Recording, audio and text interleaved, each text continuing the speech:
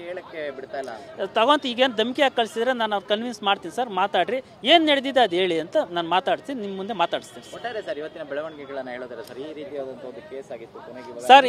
ಈ case ಬೇಕಾಗಿಲ್ದಂಥ case, ಸಣ್ಣ ಪುಟ್ಟ ಅಂತ ಕೇಸು.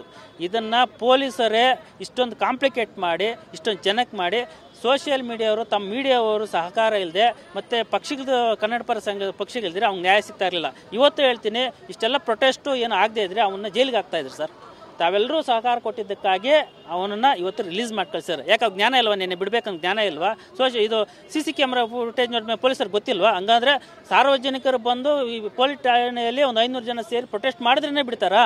ಎಲ್ರಿಗೂ ಪ್ರೊಟೆಸ್ಟ್ ಮಾಡೋ ಶಕ್ತಿ ಇರ್ತದೆ ಸರ್. ಎಲ್ಲಿ ಬಿಡ್ತಾಯಿದ್ರು? ನೆನ್ನೆ ತೊಗೊಂಡು ಜೈಲಿಗೆ ಹಾಕ್ತಾಯಿದ್ರು ಅವನ್ನ, ಈಗ ಬಿಟ್ಟು ಕಳಿಸ್ತಾರೆ. ನೆನ್ನೆ ಯಾಕೆ ಮಾಡಲಿಲ್ಲ ಅಂತ ಹೇಳ್ತಾ ಇರೋದು ಪೊಲೀಸರು ದೌರ್ಜನ್ಯ. ಅವರೇ FIR ಮಾಡ್ತಾರೆ, ಅವರೇ ಬಿಟ್ಟು ಕಳಿಸ್ತಾರೆ, ಮತ್ತು ಅವರೇ ದೊಡ್ಡ ದೊಡ್ಡ ಮೀಡಿಯಾದ ಮುಂದೆ ಎಲ್ಲ ಹೇಳ್ತಾರೆ.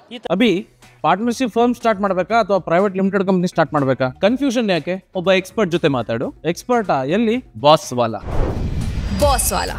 B the boss. ಆಯಿತು, ಈ ಥರ ಆಯಿತು ಅಂತ ಅವ್ರ ವೈಫಲ್ಯದಿಂದ ಇದಕ್ಕೆ ಸುಳ್ಳು ಪ್ರಕರಣ ದಾಖಲಾಗಿದೆ ಸರ್. ಇವಾಗ ನಿಮ್ಮ ಕಡೆಯವರು ನಿಮ್ಮ ಏನು ವಿಕಾಸ ರಿಲೀಸ್ ಆಗಿದ್ದಾನೆ, ಆದರೆ ಮತ್ತೊಂದು ಕಡೆ ಶಿಲೇಂದ್ರ ಅವರು ಇನ್ನೂ ಬಂದಿಲ್ಲ. ಸೊ ಆ ವಿಚಾರವಾಗಿ ನಿಮ್ಮ ನೆಕ್ಸ್ಟ್ ನಡೆ ಸರ್, ಅದು ಪ್ರೊಟೆಸ್ಟ್ ಹಂಗೆ ನಡೆಯುತ್ತೆ. ಒಂದು ಕಾನೂನು ರೀತಿ ಕ್ರಮವನ್ನು ಕೈಗೊಳ್ತೀವಿ, ಒಂದು ಇಲ್ಲಿ ಪ್ರೊಟೆಸ್ಟ್ ಮಾಡ್ತೀವಿ. ಅವ್ನು ನೋಟಿಸ್ ಕಟ್ ಕರೆಸ್ತಿರೋ, ಹಂಗೆ ಕರೆಸ್ತಿರೋ, ಅರೆಸ್ಟ್ ಮಾಡ್ತೀವಿ. ಯಾಕಂದರೆ 309 ಅಟೆಂಪ್ಟ್ ಮರ್ಡರ್ ಕೇಸ್ ಇರಬೇಕಾದ್ರೆ ಅವ್ನು ಹಾಗೆ ಬಿಟ್ಕೊಳ್ಬೇಕು. ಟ್ರಯಲ್ ಬೈ ಸೆಷನ್ಸ್ ಕೋರ್ಟ್ ಇದೆ, ಅವನ ಮೇಲೆ ಮರಣಾಂತಿಕ ಹಲ್ಲೆ ಆಗಿದೆ, MLC ರಿಪೋರ್ಟ್ ಇವೆಲ್ಲ ಮಾಡಿಸ್ಬೇಕು. ಅದನ್ನು ನಮ್ಮ ಕಂಪ್ಲೇಂಟು ಜೊತೆಗೆ ಬಿ ರಿಪೋರ್ಟ್ ಆಗಬೇಕು, ಅವನ ಮೇಲೆ ಚಾರ್ಜ್ ಶೀಟ್ ಆಗಬೇಕು ಸರ್, ಅವ್ನು ಬಂಧಿಸಬೇಕು. ಓಕೆ, ಅಂದರೆ ಈಗ ಏನು ನಿಮ್ಮ ಪರ ವ್ಯಕ್ತಿ ಇದ್ದಾರೆ, ಅವ್ರ ಮೇಲೆ ಹಲ್ಲೆ ಮಾಡಿದವ್ರ ಅರೆಸ್ಟ್ ಆಗಬೇಕು ಸರ್. ಅದು ಯಾರೇ ಆಗಿದ್ರು ಕಾನೂನು ನೆಲದಲ್ಲಿರೋಂಥ ನ್ಯಾಯ ಎಲ್ರಿಗೂ ಒಂದೇ ಸರ್. ಈಗ ಹೊಡೆದಿರೋದು ಕನ್ಫರ್ಮ್ ಆಗಿದೆ. ಸ್ಥಳೀಕರೆಲ್ಲ ಹೇಳ್ತಾ ಇದ್ದಾರೆ ಯಾರು ಹೊಡೆದ್ರು ಅಂತ. ಅವ್ರನ್ನೆಲ್ಲ ಇನ್ವೆಸ್ಟಿಗೇಷನ್ ಮಾಡಲಿ, ಅವನು ಚಾರ್ಜ್ ಶೀಟ್ ಹಾಕಲಿ, JC ಕಳಿಸಿ ಸರ್, ಟ್ರಯಲ್ ನಡೆಸ್ಕೊಂಡು ನ್ಯಾಯ ಬೇಕು ಸರ್. ಈಗ ಅಮಾಯಕನ ಮೇಲೆ ಹೊಡೆದಿದ್ದಾರೆ ಅಂದರೆ ಅದೇನು ಒಬ್ಬ ವಿಂಗ್ ಕಮಾಂಡ್ರು ಹೈಲಿ ಎಜುಕೇಟೆಡ್ ಸಾರ್ವಜನಿಕರನ್ನು ಹೆಂಗೆ ನಡ್ಕೊಬೇಕಂತ ಗೊತ್ತಾಗಲ್ಲ ಸರ್. ಬೂಟ್ ಕಾದಲ್ಲಿ ಓದಿತಾನೆ, ಯಾರು ಕೇಳೋರಿಲ್ಲ ಅಂದರೆ ಅವನೇನು ನಾರ್ತ್ ಇಂಡಿಯನ್ ಬಂದ ತಕ್ಷಣ ಕರ್ನಾಟಕನ ಹೆಂಗಂದ್ರೆ ಹೊಡೆಯೋದ. ಬಟ್ ಕೇಸ್ ನಡೆದಿರೋದನ್ನ ತಿರುಚಿ ಬೇರೆ ರೀತಿ ಪೋರ್ಟ್ರೇಟ್ ಮಾಡ್ತಾರಲ್ಲ.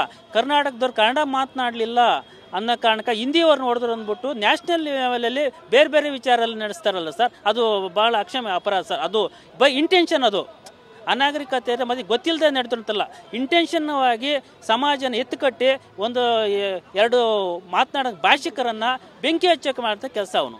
ಈ ರೀತಿಯಾದಂಥ ಒಂದು ಕೆಲಸಕ್ಕೆ ಬೇರೆ ಏನಾದರೂ ಮತ್ತೆ ಕಾನೂನಿನಲ್ಲಿ ಹೋರಾಟ ಮಾಡುವಂಥ ಸ್ಟೆಪ್ಸ್ ಏನಾದ್ರು ಇದೆಯಾ? ಇದು ಪೊಲೀಸರ ವೈಫಲ್ಯ. ಒಂದು ಬಿ ರಿಪೋರ್ಟ್ ಹಾಕೋದಕ್ಕೆ ನಾವು ಪ್ರೊಟೆಸ್ಟ್ ಮಾಡ್ತೀವಿ, ಅವನ ಮೇಲೆ ಚಾರ್ಜ್ ಶೀಟ್ ಹಾಕೋದಕ್ಕೂ ನಾವು ಕಾನೂನು ಕೈಗೊಳ್ತೀವಿ. ನಿಮ್ಮ ಹೆಸರು ಸರ್? ಅಜಯ್ ಕುಮಾರ್ ಸರ್.